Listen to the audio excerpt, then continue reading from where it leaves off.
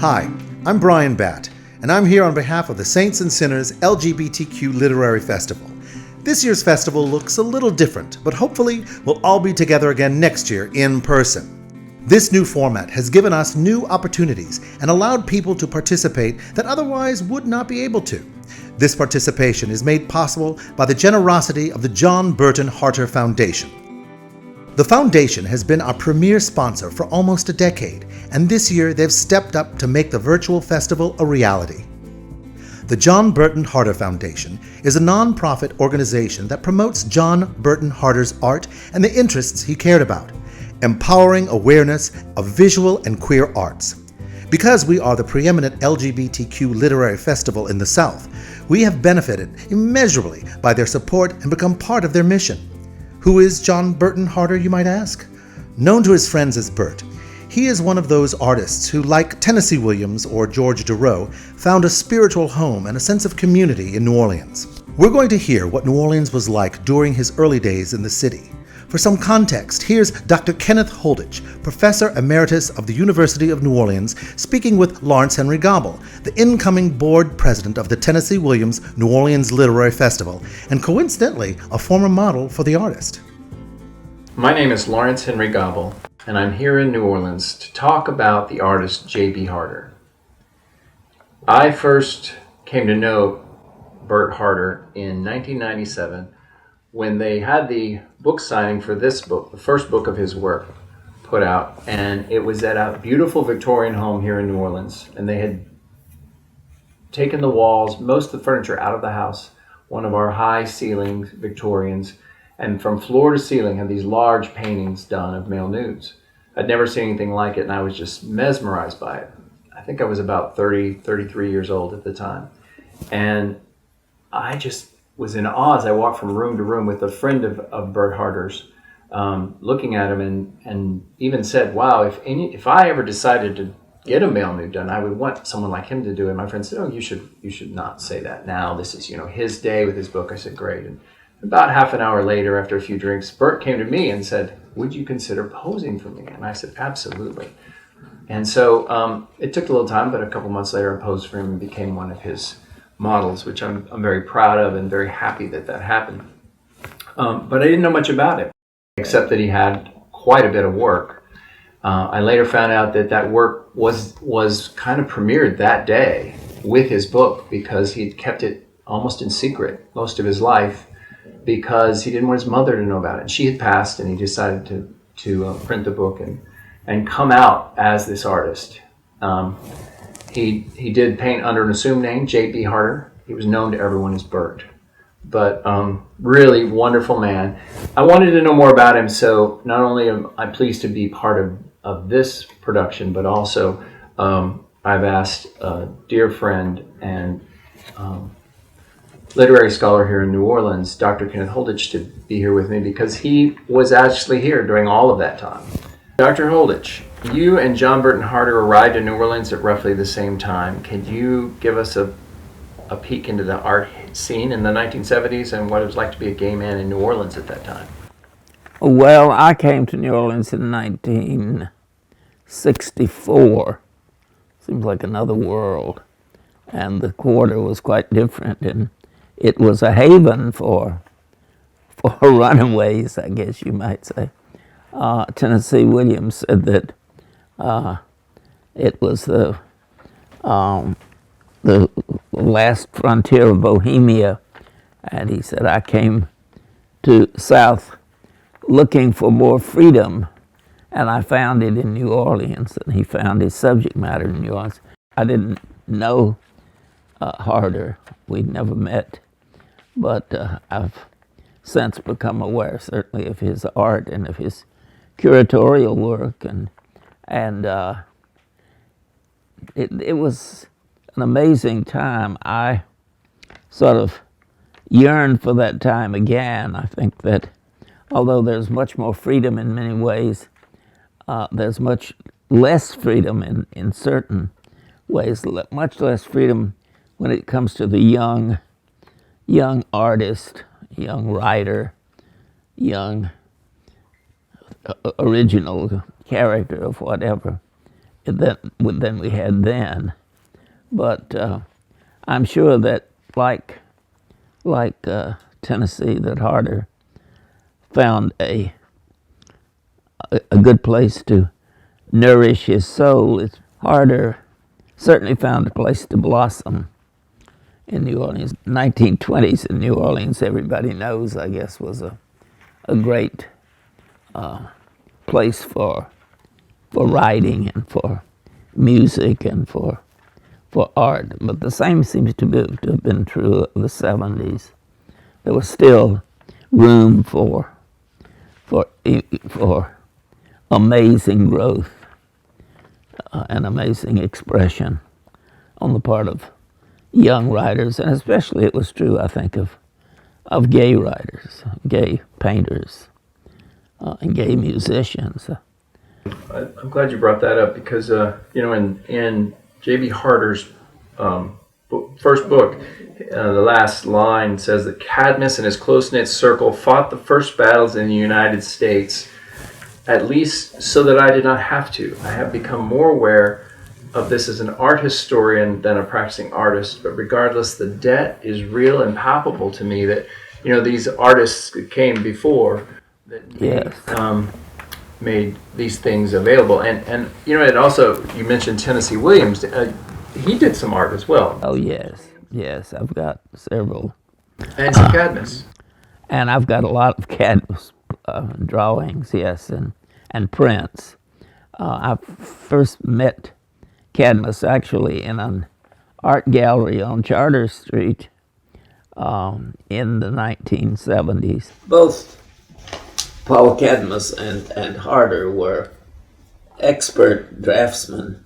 The quality of their work is amazing. There's a lot of, particularly in Harter's work, and it's what I admire in his draftsmanship, is this tiny, meticulous pen work, which he fills in things with. I mean, it's done, you can tell, with loving care. It's put together in such a way as to be a real work of art in that particular style. And Cadmus, of course, does the same thing. I happen to have a particular affinity for draftsmanship, for drawing, as opposed to painting. I love paintings, but when I see a good drawing, and very carefully put together, I always have a feeling that there's more love that goes into that than in the oil painting. Around that same time, a little bit later, actually it's more of the harder time, was George Dureau, who actually was my first favorite artist. And when I moved to New Orleans in 1990, I discovered George Dureau's work and was just amazed at the classical essence to it, if you will. And as you just mentioned with the drawing, I know that you were not only dear friends with George Dureau, but you have many of his works, and you seem to prefer the drawings over the paintings. Oh, yes. Yeah, I think that's where George's greatest genius lies. Like most artists in America and in England as well, who painted and drew either male or female nudes, they started out, many of them, with the academic nude, which was something that was being taught in schools and colleges, where, and it was, in a sense, an attempt to move the work beyond the sexual content, to make it clear that they were not suggesting anything sexual. So there would be the model standing, holding a staff, or looking into the distance, or a whole variety of ways to show the body. They almost all did it. Even John Singer Sargent did those drawings. And of course George started the same way, but it was not because he was following that academic mode. And then Harter moved from the academic mode onto the erotic. While Burt Harter wasn't known for his photography, he did, as he did with me and most of his models, he would take photographs and then do the art from the photographs. But it reminds me of a story you once told me about George Dureau in Maplethorpe, and how George Dureau, referencing back to what you mentioned about the classic art where they would give them a book or something and be standing in the nude, so it would take it away from the sexual, but still do the art of the human body. Maplethorpe once asked, what was the conversation Maplethorpe and George Dureau had about the subjects and how George could make them so at ease for the photographs? Maplethorpe, whose models sometimes, I guess at that period, looked rather frozen and intimidated. And he asked George, says, how do you get your models to relax so much all the time? And George said, well, do you feed them before you... And George did, indeed. I've sat down to many a meal at his house where there were 2 or 3 models there getting fed as they probably had never been fed before, but because George was a great New Orleans cook, he knew a lot of good New Orleans recipes, and recipes that went beyond New Orleans. And he fed them, made them happy. So it is interesting, the relationship between the artist and the models. And I had an interesting relationship with Burt, mainly a friendship. It was more so after I'd taken my clothes off and had photographs taken. But I do remember one night I was out with some friends in the French Quarter, and we'd been drinking. It was probably 1 or 2 in the morning, and I thought, gosh, it would be great if we could go somewhere and go swimming. And wouldn't it be great? And I thought, well, my friend Burt Harter has a pool. So I called him up at 1 a.m. He said, bring him on over. And he turned the lights on and came out and got in the pool with us. And we had a wonderful time. And it's interesting to me, and also heartwarming, that I had that much of a closeness, and there was a connection between us beyond just the model and the artist. Tennessee Williams has always said that New Orleans was a spiritual home. I think that was true for Burt Harter as well. What is it about this city? You mentioned a little bit before, but what is it about this city that calls to the Bohemian, to those people, for a spiritual home? Somebody said, and I forget at this point who it was, that you can be whoever you want to be. You're in New Orleans. Not whoever you are, but whoever you want to be in New Orleans. And it is true, I think, that in New Orleans, a lot of times the class distinctions are simply erased. I used to say the typical New Orleans, the French Quarter party at least, was made up of every layer of society. There might be a bank president there. There might also be a truck driver and a cop and some ladies of the evening and some gentlemen of the evening as well. A whole conglomeration of people from different walks of life, because that was the way New Orleans was. It's a much more democratic city. Well, thank you for that. I think it's wonderful that one of the things Burt Harter did was he created a foundation which he helps out artists, specifically, young artists who are. And I'm inspired by his work. I'm inspired by George Dureau's work. I'm inspired by your work, and I so appreciate you being here today. Thank you. This has been wonderful conversation, and I'm so thankful that we got to be here today.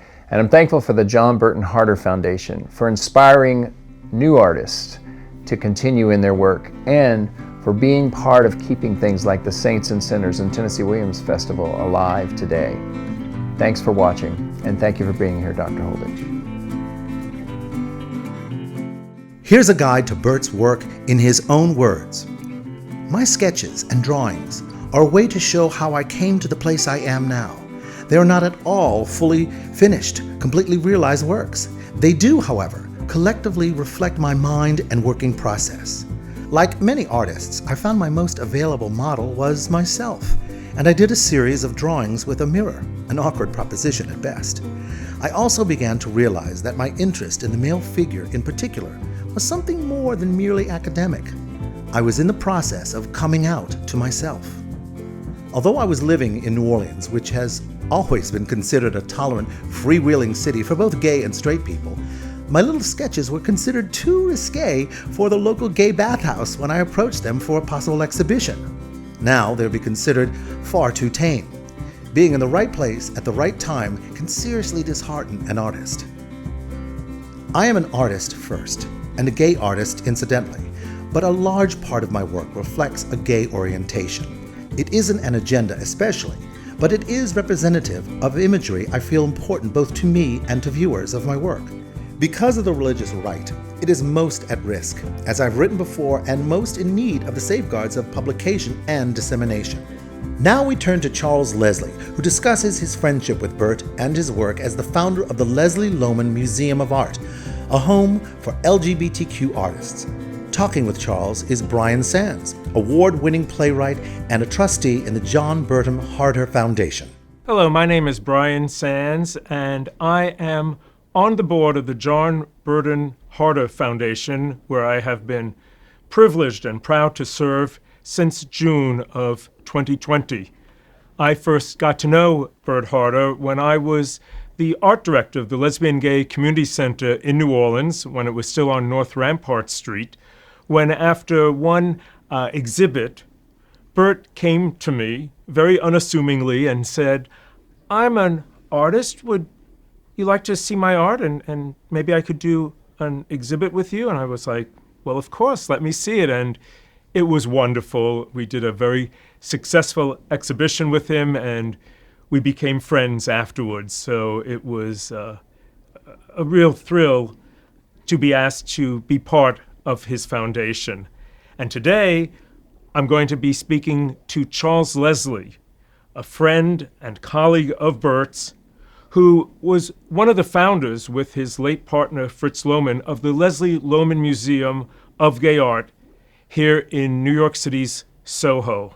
And it is an absolute thrill to speak to Mr. Leslie today. First of all, could you please give us a little history and background of the museum for anyone viewing this who may not be familiar with it? Well, when Fritz and I met, we both discovered that we both had discrete collections of homoerotic art. And it was one of the many things that bonded us. And we started collecting together. We merged our collections and started collecting more. And then at a certain point, we realized that we had a collection that was exhibition worthy. And so we had a show literally in this loft before when it was just raw. And we sent out a plain brown envelope with an invitation to people in our phone books. You and your friends are invited to a one-weekend show of homoerotic art at the Leslie Lohman Loft, blah, blah, blah, blah. And we thought we'd get maybe 40 or 50 people. By Sunday night at midnight, people were still ringing the doorbell.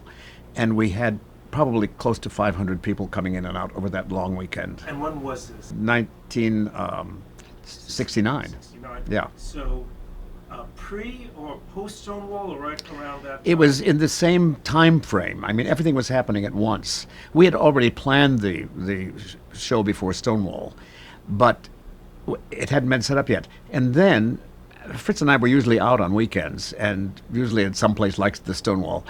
I don't know why, but we didn't go out that night. We were probably tired or something. And then about 2 o'clock in the morning, we got a call from a friend saying, "You've got to come to Sheridan Square immediately." I said, "Craig, it's 2 in the morning." He said, "Yeah, I can't talk. Come now." And we heard this yelling, and it sounded like a world riot going on. So we got in our, the village is right here. So we walked up, and I tell you, it looked like a major riot. But the police, when we got there, the police were backing off. Someone downtown, they'd raided this gay bar. They were constantly raiding gay bars in those days. But when we got there, the police were backing off. It was amazing. Someone got smart down at City Hall and told them to back off. And from that moment on, everything started to change. And how long was that first exhibit Yeah, just up for that weekend? it was for that weekend, yeah. And so after the incredible response, Well, we kept it going. Yeah. and was it friends only? How did people know? How did I don't know. I somehow, well, there's this kind of underground gay telephone in the old days, and when word got out, people just kept coming. So we extended the show. Fritz and I had been kind of carrying it on our back financially, and our wonderful accountant, bless his memory, Phil Rubin, said, "You have got to stop shouldering this on your own. You've got to turn this into a foundation." So I didn't know much about foundations, but we did that. And then we started getting outside support. People people with a little money started helping us. And over time, that morphed into the museum. In the beginning, the works were all for sale. We had a system whereby the artist got all the money. We didn't take any money because we wanted to encourage this kind of work, and we wanted to encourage artists to keep doing it. So we never took a commission or a percentage or anything. We just said, Fritz and I were able to afford that. And for a while, it worked very well. How did you first meet Bert? Did he come to you, or how did you meet each other? About 1969. Oh, so back then. Yeah, back then, because we were the only game in town when it came to homoerotic art. There was no place for it, no venue for it, until we created one. And we created one because we knew lots of wonderful artists who happened to be gay and did a fair amount of gay imagery. And so word got around among artists. He just walked in. He walked in one day. He'd heard about our little enterprise and said, would you look at my work? And of course we did, and we loved it. And going forward, how did it evolve that you gave him a show? How did that happen? What was the history of it? Yeah, well, I think he grew up with a lot of difficulty about being gay, and he was realizing that he was emerging through his art. He was understanding who he was. And did he feel a sense of liberation? That was my impression. He suddenly realized, well, you come to New York City and look around and you're not alone in this town. He was kind of thrilled about having a show in New York. And I think it was one of the steps in his process of coming out to himself and to the world, as it were. Bert and I hit it off very well together, and I was rather charmed by his slightly funky Southern accent. And also, I loved his work. I loved his art. And he confided in me once. He said, I never hire models who are professional models. If they advertise themselves as models, I'm not interested. He said, I find my models, which I understood to mean he kind of cruised for his models. And, of course, that led to his demise, finally. What was it like working with him on the book of his that you edited? Was it difficult? Did you select? Had he already done much of the work prior to his passing? JB was a perfect subject for a book, and so we did it.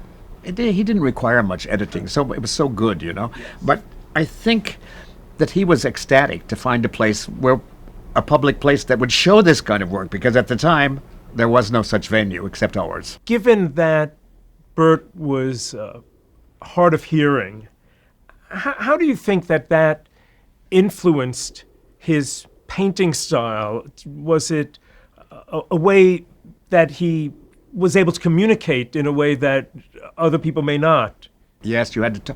I remember this. I realized it very quickly, and you had to look straight at him and speak loudly, and also unconsciously you tended to enunciate your words because you felt that helped. If you have one deficiency, you become more creative in another area, and I think the art was something that helped him through his hearing problem. Bert had his eyes open all the time, and he was probably much more aware of gay artists than anyone else because it was his field. Can you tell me a little bit about Bert's desire to have a museum in New Orleans similar to the Leslie Lohman Museum here in New York? Yes, he loved the idea of. Well, at that time, we were the only place in the world that advertised itself as a gay museum. And he said, "Oh God, we need this in New Orleans." And he said, "That's what I'm going to do next." He announced his intention to do it. I said, "You just have to go like gangbusters and do it. There's no set recipe for it. You just have to make sure you have a little money behind it so you can do it, and then just do it." I'd love to have you discuss the history of art in general, and especially gay or queer art that was going on back in the days as Burt was establishing himself, and any influences that might have on him. I think, well, strange as it may sound, I think Paul Cadmus was one. And I would say Paul Cadmus most of all. I'll tell you what has happened in the art world. We went from classicism and realism into this idiotic period of abstract expressionism, where you could throw a can of paint at a canvas and call it art. And that reached a zenith at a certain point and has slowly declined ever since. There is a new awakening to figurative work. And suddenly people are opening their eyes and realizing the value of this stuff. And what do you like best about Burt's paintings? Well, I love male imagery. That was part of the deal. And he did it in a masterful way. So, it was a win-win situation. Now that the art scene is very different from when Burt was growing up, how do you see his influence on artists in general, and these days, and especially queer or gay artists, in terms of his life and his art and his legacy? I've always thought of Burt as one of the founding fathers. His legacy affected and influenced a lot of younger gay artists, and continues to do so to this day.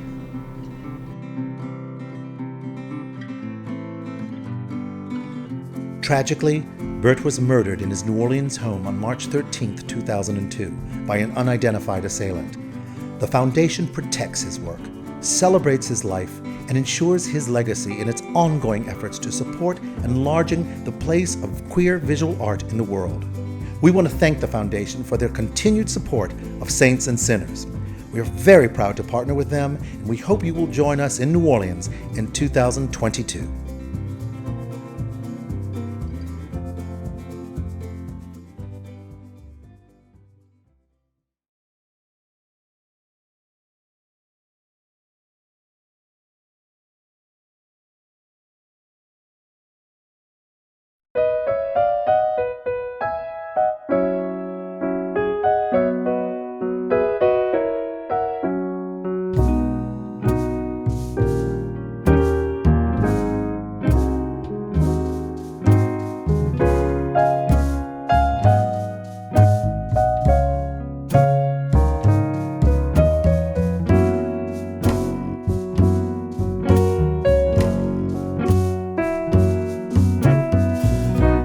George is a top. It has been so since his teen years.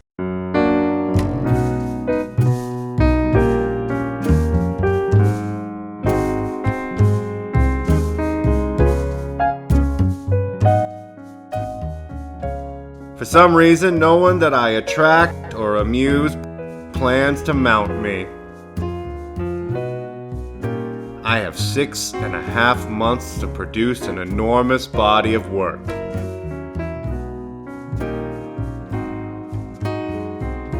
I draw and I paint and live. My life and my work are identical.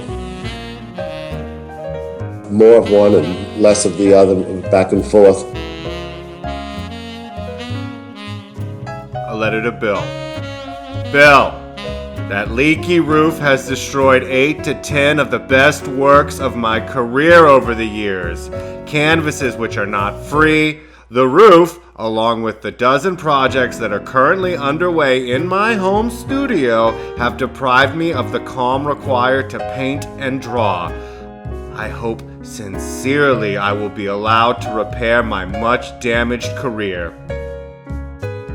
I hope you will reconsider this rent increase or fix the...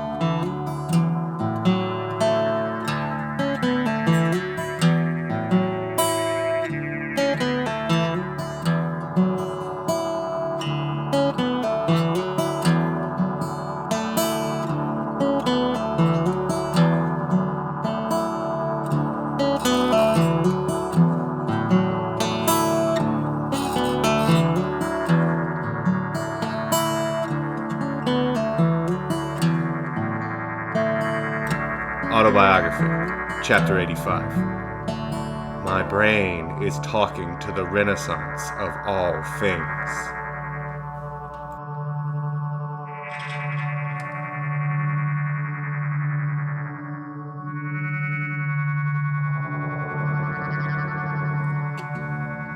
I am 8 years old. I wear high-style shoes. I went to the Sanger. Garland, Hedy Lamarr, and Lana Turner.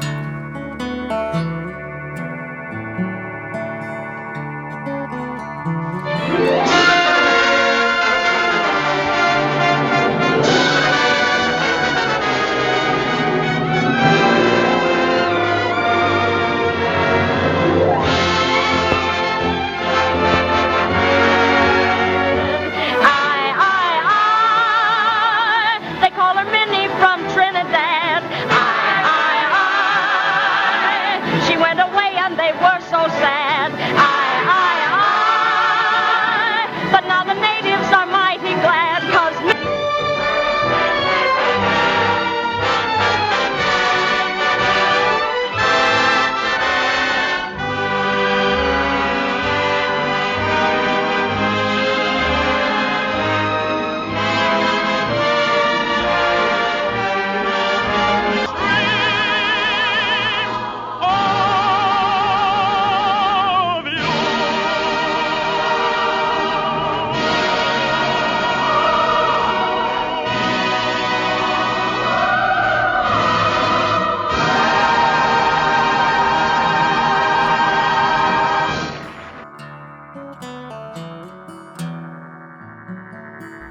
After the movie, and they took me across canal to a freak show, which evidently is acceptable both in the circus and on the main drag. Step up, folks. Buy your tickets. There's plenty of time to see the sideshow before the matinee goes on. All the sideshows on just one ticket.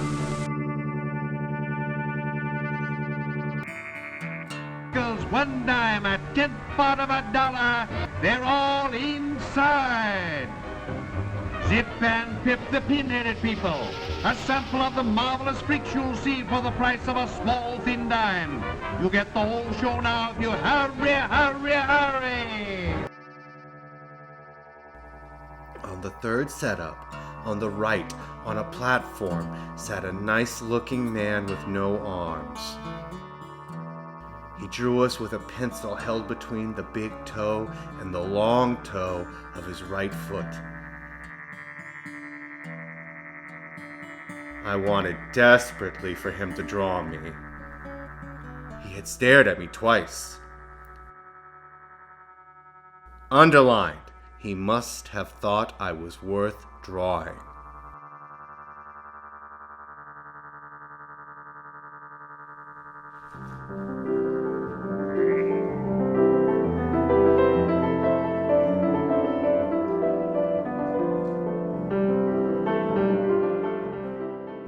I'm walking home with a girl in my class. She suggests I go to her house, a 30s double on -- street. In the front room, sitting on a dining chair, is her uncle, the armless circus performer. He drew me.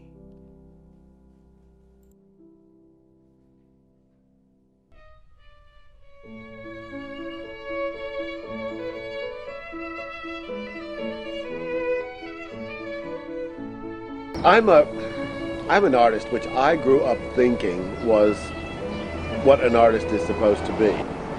Warm, involved, humanist sort of life. There are lots of people passing through my life.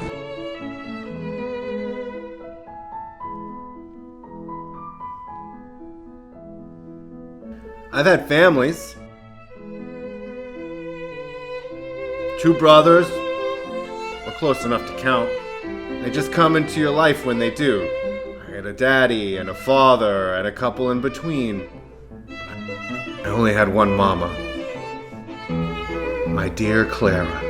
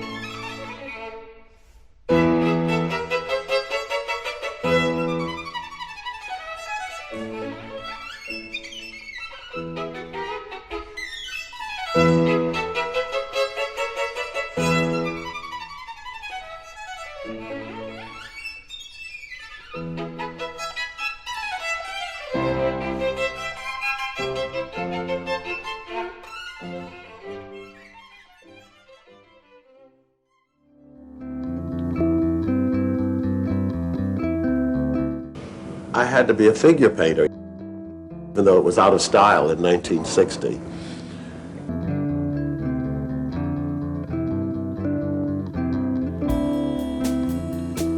Very out of style, very against the grain, but I decided that what my life had become was that I was a raconteur and drunk.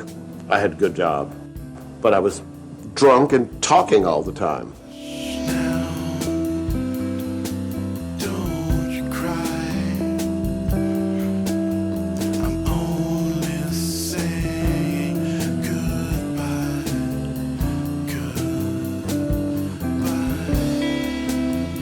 I had to put together my art and my insistence on telling stories and my humanistic needs. I just had all these needs to talk about people and play with their problems, solve them.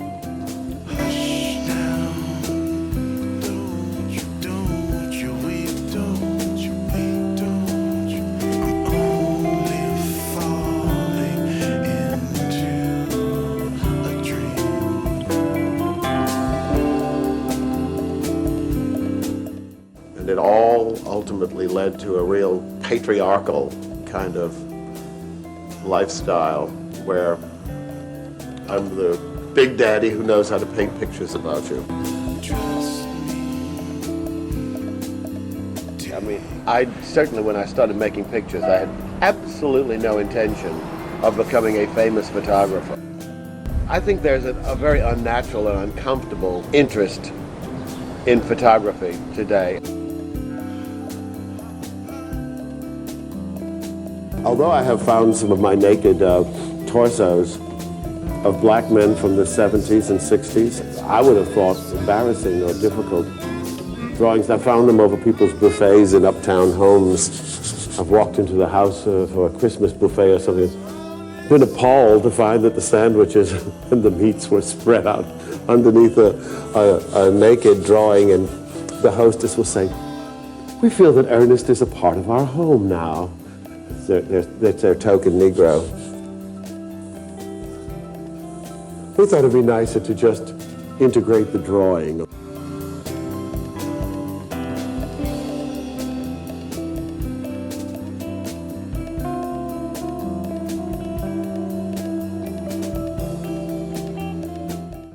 A letter to Barbara. Not since your patronizing visit to my home studio have I felt such fury at one woman. your comments, inaccurate and reductive as they are, have directly accused me of pedophilia and bigotry. Long before Rosa Parks, I sat behind the colored-only seat divider. In 1945, the bus driver was furious. My studio, kitchen, and life in general have been full of black men, like Ray Webster, bright and scary, playing a flute without all his fingers. Alphonse Dodson introduced himself to me on Charter Street, and we became mutually respectful and affectionate. The perfume man in Fort Harrison, the janitor in my lamp store. Oh, what do you know, Barbara?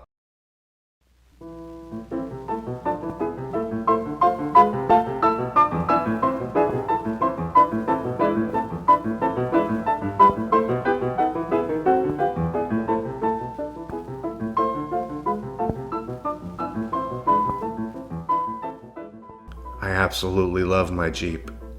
I love it so much. I named her Clara.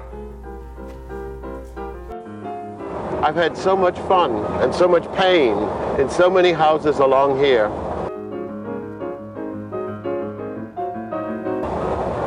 I've known murderers in houses, fornicators, saints. I lived here all through the 60s when we had the period of racial struggle. It was on that balcony that I entertained black people and got in a lot of trouble. Our first black mayor, Ernest Morial, known as Dutch, was just a civil rights lawyer then, and he had to go get me out of jail with the 74 people who were arrested in my apartment. Black and Jewish couples from the university, little well-meaning school teachers, we were suspected of communist activity.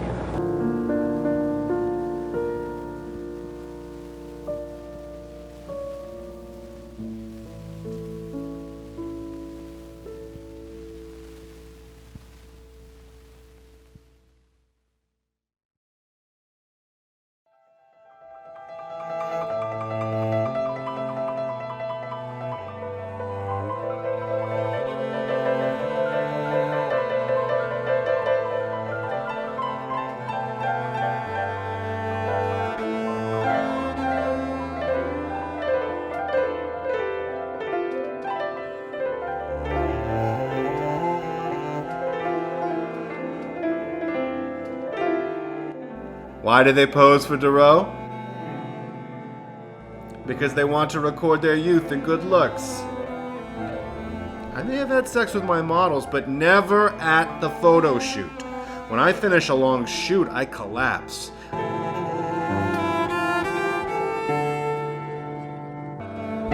Troy, South Carolina, white, poetic, even heroic face. I like his face.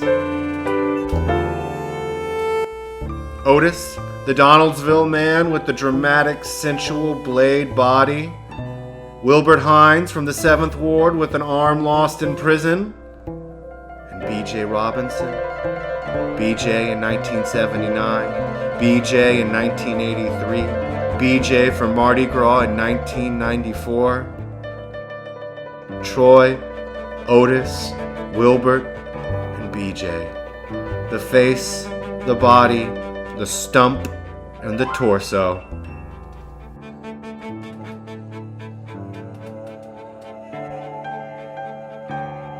Got robbed right here in this park. I have so few pictures of him that are not wonderful. Why, he's just the perfect, absolute perfect Southern comical drunk. A letter to Troy. Troy, I cannot let you back into the house. I have been told that you should list the photos that I willingly gave you. I have decided to give you the $12,000 roll-down painting that was shown in Italy. And it's true, he's very funny when drunk or stoned, and there's lots of little drugs and stone has to go through it all the time.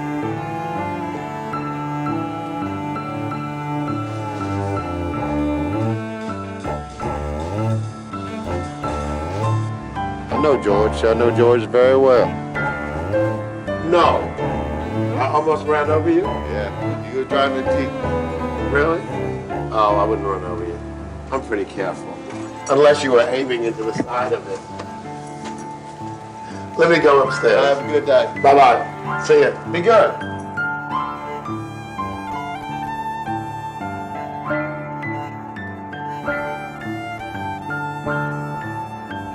Is a dick something that likes to cross cultures? Dr. Woodward's son, 2 lieutenants in the Roosevelt Hotel, legless man in the gutter on Royal Street. What people don't understand about me is I don't dream of sex when I meet someone I like or admire.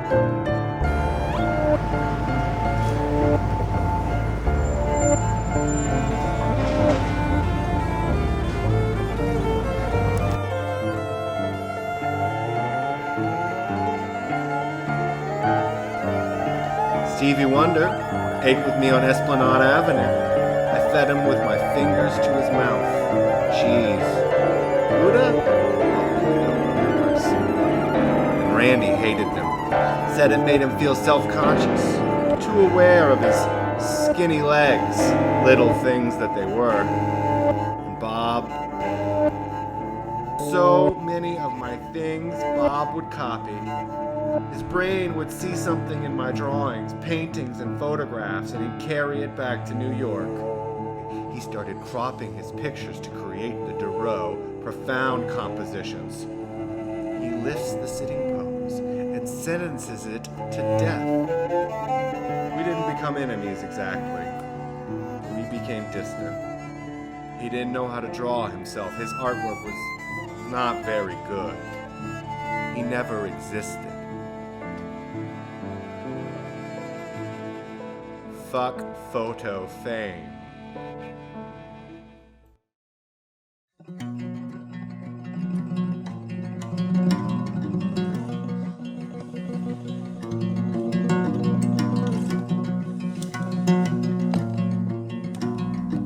Clay Shaw stopped over. I was trying to quit smoking after the Surgeon General on TV told me to, so I began my sidewalk plans. I'd be out there screaming, holding my paintbrush. He must have heard me or seen me, and he stopped over. He asked me what was wrong. I told him I needed a cigarette, but couldn't have one because of what the TV said. He asked me to go to Spain with him instead. I said, Clay, I don't have any proper travel ID. Clay said no problem. He would have my ID by tomorrow. Clay was attacked when he returned. We never went. But I visited him in the hospital when he was dying of lung cancer. Finally glad to have quit smoking.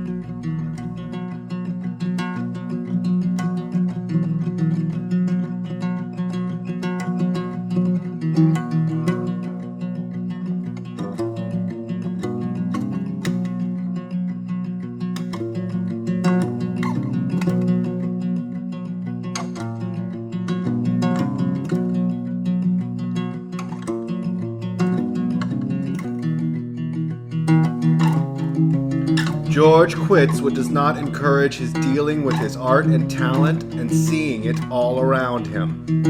Quit drinking. Quit living with another regular. Quit eating unhealthful food. Quit drawing or painting in the style of others.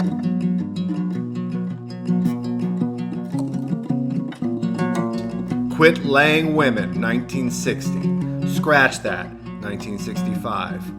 Quit laying men, 2000. Scratch that, 2002. Quit driving. Quit drinking red wine. Quit flying to other places. Quit keeping secrets. Quit wearing popular clothes. Quit dining around. Quit promoting exhibition.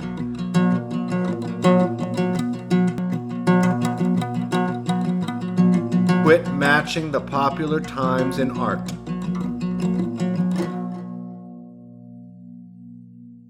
He draws, paints, cooks, and bicycles conservatively around the Vieux Carré.